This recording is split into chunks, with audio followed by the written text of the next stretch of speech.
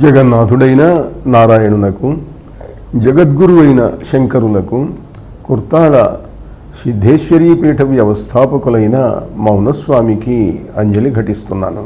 అమెరికాలో కాలిఫోర్నియాలో professor Brian వీస్ అని ఇప్పుడు ఉన్నాడు. ఆయన ఓ డాక్టర్, అమెరికన్ మెడికల్ అసోసియేషన్కు ఆయన చైర్మన్, పారాసైకాలజీ ఆయన సబ్జెక్టు, సైకియాట్రిస్టు, డాక్టరు, హాస్పిటలు అన్నీ ఉన్నాయి ఆయనకు.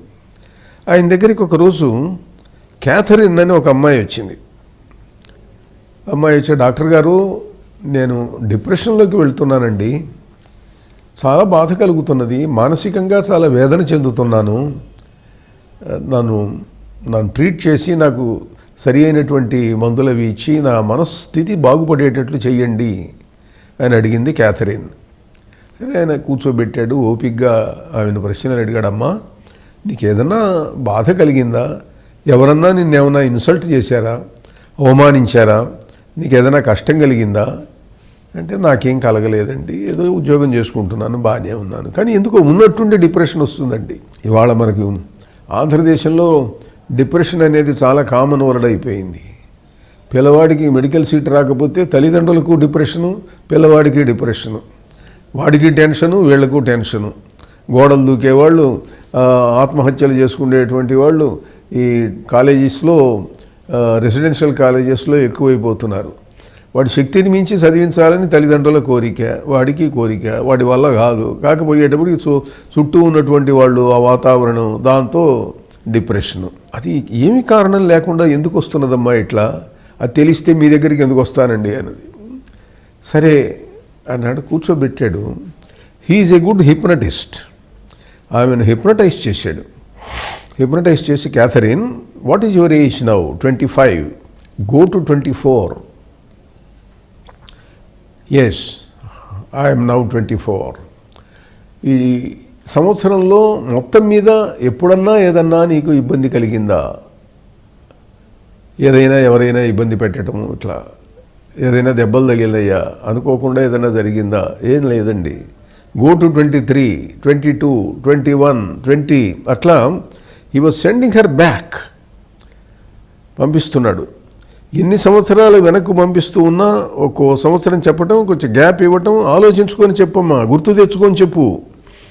ఏమీ లేదండి, అన్నీ బాగానే ఉన్నాయండి.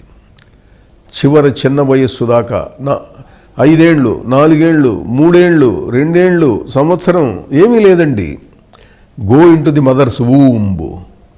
నీ తల్లి గర్భంలోకి ప్రవేశించు. గర్భంలో ఉన్నావు నువ్వు ఇప్పుడు. అవునండి, గర్భంలో ఉన్నాను. ఇప్పుడు ఏదన్నా మీ తల్లికి ఏదైనా కడుపు మీద దెబ్బలు తగలటం కానీ, లేకపోతే ఆమె ఏదైనా నీకు గిట్టనటువంటి రసవిష కషాయములు ఏమన్నా సేవించిందా, వాటి ప్రభావం ఏమన్నా నీ మీద ఉన్నదే? ఏం లేదండి, మా అమ్మకు అట్లాంటివి ఏం జరగలేదండి. అదేమిటి తల్లి, 25 ఏళ్ల నుంచి ప్రతి సంవత్సరం వెనక్కి వెళ్ళావు, ఏ కారణము కనపడటం లేదు, ఏ కారణము లేకుండా నీకు ఈ డిప్రెషన్ ఎందుకు వస్తున్నది, ఈ బాధ ఎందుకు వస్తున్నది అని అంటే, నవ్ ఐ నో సార్, ఇప్పుడు నాకు తెలుస్తున్నది డాక్టర్ గారు, నాకు పూర్వజన్మలో ఈ బాధ వచ్చిందండి, ఈ కష్టం కలిగిందండి, అది ఈ జన్మకు క్యారీ ఆన్ అయిందండి అన్నది. What nonsense you are speaking? పూర్వజన్మ ఏమిటన్నాడు. అవును సార్ డాక్టర్ గారు, ఉన్నానండి. ఇప్పుడు ఈ తల్లి గర్భంలోకి రాకముందు నువ్వు ఎక్కడున్నావు? I'm in the sky sir, ఆకాశంలో ఉన్నాను. ఎంతకాలం ఉన్నావు? ఏదో ఇన్ని సంవత్సరం, 4 ఏళ్ళు ఏదో చెప్పింది. అంతకుముందు ఎక్కడున్నావు? నేను లండన్లో ఉన్నానండి. లండన్లో ఎక్కడున్నావు? ఫలానా వీధి, తల్లిదండ్రులు ఫలానా, అప్పుడు ఈ సంఘటన జరిగింది, ఆ సంఘటన నా మనస్సు మీద ప్రభావం చూపించింది, నాకు చాలా వేదన, బాధ కలిగినాయి, అది ఆ వేదన తీరలేదు, నాతో పాటు ఆ కర్మ వచ్చింది, నేను ఈ జన్మలో ప్రవేశించిన తర్వాత నన్ను ఇప్పుడు బాధిస్తున్నది. సాల్ రైట్ అన్నాడు. ఆమెను మళ్ళీ డీహిప్నటైజ్ చేసి మళ్ళీ మామూలు స్టేజ్కి తీసుకొచ్చి 25 ఇయర్స్కి తీసుకొచ్చి డీహిప్నటైజ్ చేశాడు. అప్పుడు చివర థాట్ ఇచ్చాడు. You remember whatever you have said to me. నీవు నాకు చెప్పిందంతా కూడా నీవు గుర్తు తెచ్చుకో, గుర్తు ఉంటుంది నీకు అన్నాడు. నేను ఒకసారి ఒక హిప్నటిస్టు, నేను గుంటూరులో ఉన్నప్పుడు ఒక హిప్నటైజ్ చేయడం చూశాను. చాలా ఇంట్రెస్టింగ్ సంఘటన. అతడు యూనివర్సిటీలో రీసెర్చ్ స్కాలరు, ఆ డిపార్ట్మెంట్ ప్రొఫెసర్ నాకు బాగా స్నేహితుడు. ఇద్దరం కలిసి మాట్లాడుతుంటే ఈయన వచ్చాడు. సరే ఇది ఏర్పాటు చేశారు. అతడు రీసెర్చ్ స్కాలర్ని హిప్నటైజ్ చేశాడు. హిప్నటైజ్ చేసిన ఆయన ఈజ్ అన్ అడ్వకేట్, ఇక్కడే పార్వతీపురం. హిప్నటైజ్ చేశాడు. చేసి ఒక థాట్ ఇచ్చాడు. నువ్వు ఎదురుగా ఉన్న వాళ్ళ ఇంటికి వెళ్ళు. ఎదురుంటే ఆయన కూడా అక్కడ కూర్చున్నాడు. వాళ్ళ ఇంట్లో ఎన్ని గదులు ఉన్నాయి చెప్పు, గదిలో ఎవరెవరు ఉన్నారు చెప్పు. చెప్పాడు.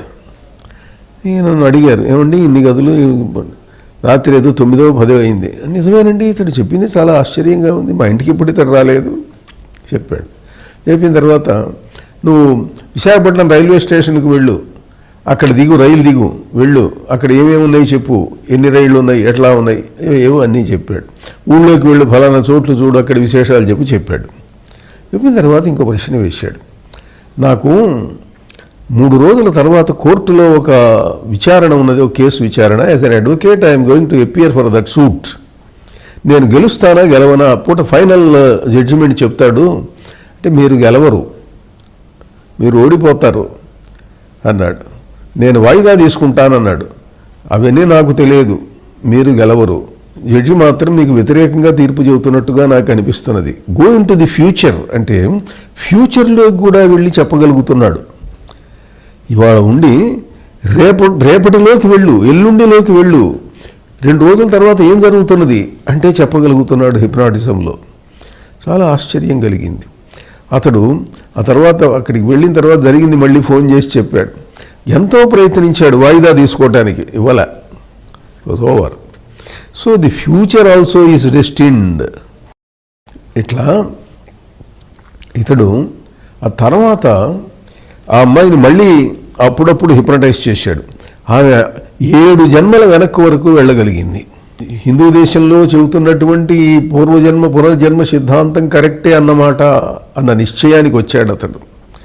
అతడి దగ్గర రీసెర్చ్ స్కాలర్స్ ఉన్నారు. ఆ రీసెర్చ్ స్కాలర్స్లో ఒకతండి ఇట్లనే హిప్నటైజ్ చేశాడు. వాడు 30 జన్మలు వెనక్కు వెళ్ళగలిగాడు. 30 జన్మలు చెప్పాడు వరుసగా. చెప్పిన తర్వాత స్టిల్ గో బ్యాక్ అన్నాడు. No sir, I can't go back అన్నాడు వాడు. Why? I'm an animal, I have no thinking capacity. నేను ఇప్పుడు జంతువును, 30 జన్మలకు ముందు జంతువును మనిషిగా వచ్చాను, నాకు ఇంకా అక్కడ మనశ్శక్తి లేదు, అంతకుముందు ఏమిటో నాకు తెలియదు. ఇట్లా ఇవాళ కూడా ప్రొఫెసర్ బ్రియాన్ వీస్ ప్రపంచమంతా సంచారం చేస్తూ ఈ ఎక్స్పెరిమెంట్స్ చేస్తూ ఉన్నాడు. మొన్న నేను అమెరికా వెళ్ళినప్పుడు ఆయన ఆస్ట్రేలియాలో ఉన్నాడని తెలిసింది. చాలా బుక్స్ రాశాడు. ఆయన యొక్క పుస్తకాలు 5 పుస్తకాలు ఇంగ్లీష్లో రిలీజ్ అయినాయి, మన ఇండియాలో కూడా దొరుకుతున్నాయి. ప్రొఫెసర్ బ్రియాన్ వీస్ అద్భుతమైనటువంటి వ్యక్తి. అలా ఇవాళ ప్రపంచంలో చాలా విచిత్రమైనటువంటి అనుభవాలు, ఎక్స్పీరియన్సెస్ ఎన్నో ఉన్నాయి. అంటే భారతీయుల యొక్క కర్మ సిద్ధాంతం చాలా అద్భుతమైనటువంటిది.